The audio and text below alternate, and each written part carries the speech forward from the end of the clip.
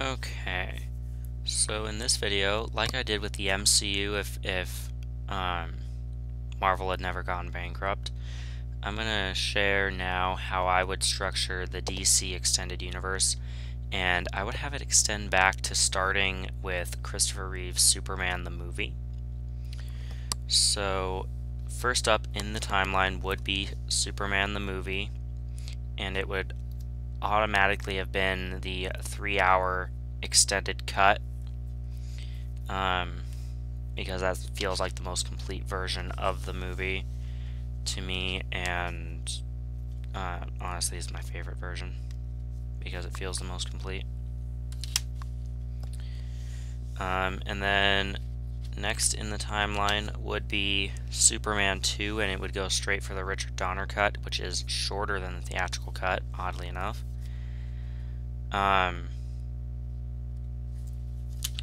And then after that would be kind of a one-off or a two-off character with Swamp Thing, with his debut taking place in 1982. And then in 1983 we would have Superman 3, this time referencing the events of Swamp Thing, and everything else would be the same. Then we have the events of Supergirl, the movie, and that would tie into Superman 4 and be referenced, and Supergirl would actually be in this fighting alongside Superman, and once again Swamp Thing would be referenced and have a cameo in a post-credit scene to set up the return of Swamp Thing. The events of Swamp Thing would just reference Superman and Supergirl, and then be set in 86. And then jumping forward to 1989, we have Michael Keaton debut as Batman in Batman 1989, and he takes on the Joker like he does at this, but he references Superman and the Daily Planet, as well as Swamp Thing. And then it is followed quickly by a sequel in the form of Batman Returns, where in addition to Penguin and Catwoman, we also get introduced to Billy D. Williams as Two-Face before he is recast as Tommy Lee Jones in Batman Forever. And then we have, moving on, we have Batman Forever taking place. This time, instead of featuring Val Kilmer, it is still Michael Keaton, as will be the case for Batman and Robin as well. The rest of the casting remains the same. We just switch out the Batman actor, so that Val Kilmer and George Clooney were never Batman, except for in their own TV shows, which are not going to be included here. Then we jump ahead to 2004, where we have the events of Catwoman and Constantine happening at the same time in different parts of the world. Okay, and then come 2006, we have a Superman requel, which is a reboot and a sequel at the same time, and that is Superman Returns, now with a new actor playing Superman. It's no longer Christopher Reeve, because at this point he has died. And so in 2006 we see the debut of Braden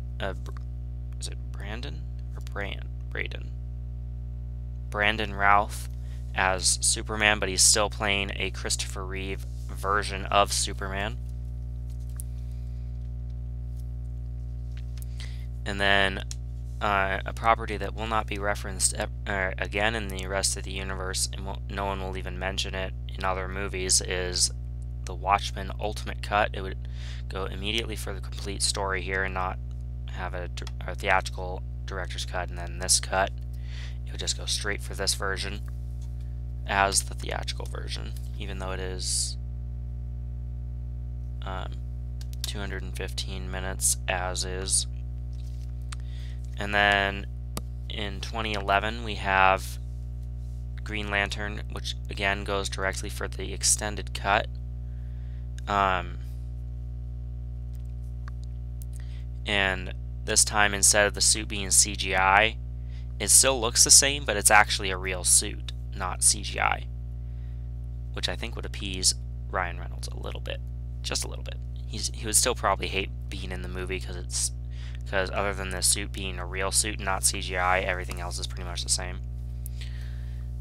And then Superman is rebooted yet again because Brandon Routh's character or version ends up dying of kryptonite poisoning, and so we have him rebooted again as Henry Cavill, and this is a completely new version. It's not based on Christopher Reeve or Brandon Routh at all, and it would reference the other Superman movies from the Christopher Reeve continuity, but it would be another origin story style Superman movie, which would lead in to the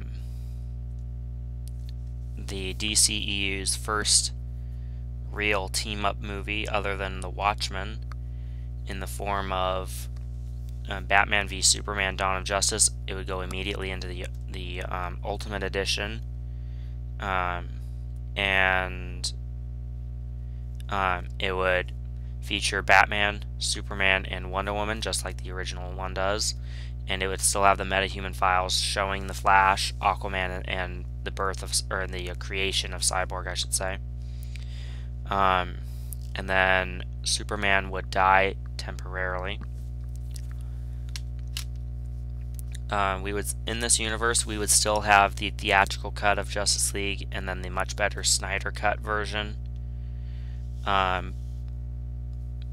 But yeah, then we have Suicide Squad 2016, which rather than the extended cut adding more of the Joker, it would add more target practice scenes for Deadshot, showing how he got to be as proficient a marksman as he is, and I think that would be pretty cool. Jared Leto would only be in a total of 5 minutes of runtime as his version of Joker. We would also add more time with Harley Quinn, getting to develop her character a bit more, as well as Pyro. He would be developed a bit more. So would the villain Enchantress. And then set in the past, like it normally is, we would have the Wonder Woman 2 movie collection here with Wonder Woman and Wonder Woman 1984, both of which taking place when they do existingly. And yeah, nothing would change with these. And then we jump back to present day, where we have the events of Justice League, the theatrical cut, but it is no longer a 2-hour cut, it is 2.5 hours. And it is a little bit better than this version, which is not really saying a whole lot because this version's not great at all.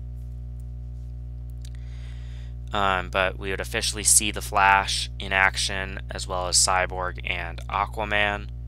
Aquaman would be more willing to help with the Justice League before showing up in Gotham Harbor. But he would still be like, yeah, no, I'm not interested in that.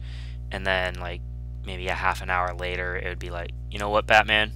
I'm going to help you because I dig a guy that dresses like a bat. And then, following the events of Justice League, we would have Aquaman, which references the events of Justice League in it.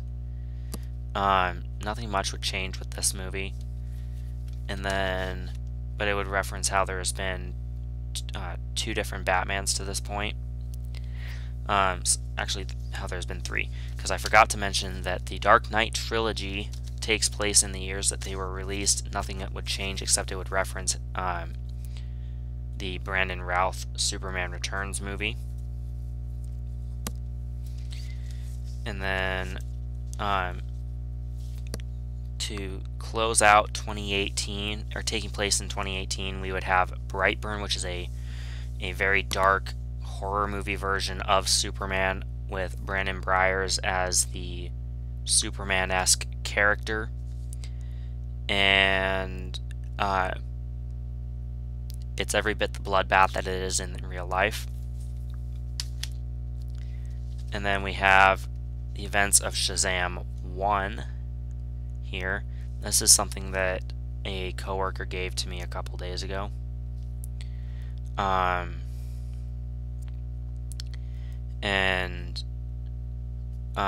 With the events of Shazam 1, after that we would go into the events of Joker, which is now in the DCEU this time around. I don't think it originally was. It was supposed to be its own little one-off thing, but in this universe, the Joker with Joaquin Phoenix would have a trilogy to itself. And then we have the events of Birds of Prey and the Fantabulous Emancipation of One Harley Quinn, but rather than have that big old title, it would simply be called Birds of Prey: The Harley Quinn Movie.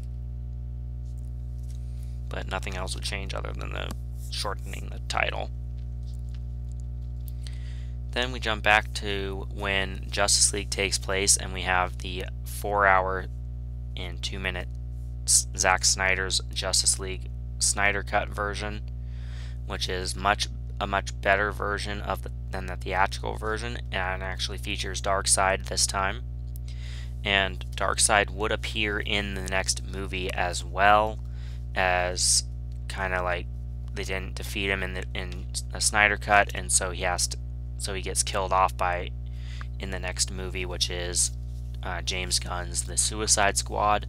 He gets killed off by Deadshot, who is still in this movie, or still in that movie, because him and Harley Quinn were some of the better characters in the Suicide Squad.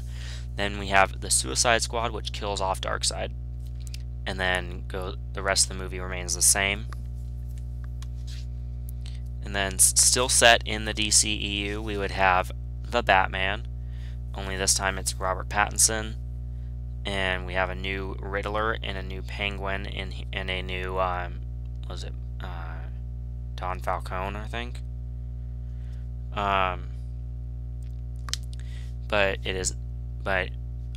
He effectively replaces Ben Affleck before the events of The Flash, which put Ben Affleck back on the big screen, as well as Michael Keaton, and reintroduces George Clooney from his TV series. And then we have the events of Black Adam, which would reference the original Shazam movie, because the Wizard also gave Black Adam his powers back in the day. And then we would have the events of Shazam: Fury of the Gods, taking place before The Flash. And a brief side note, also included in this version of the DCEU would be, like I said, Val Kilmer and George Clooney starring in Batman TV shows like Adam West did in the 60s, but more seriously toned, like the Batman quadrilogy, from Batman to Batman and Robin.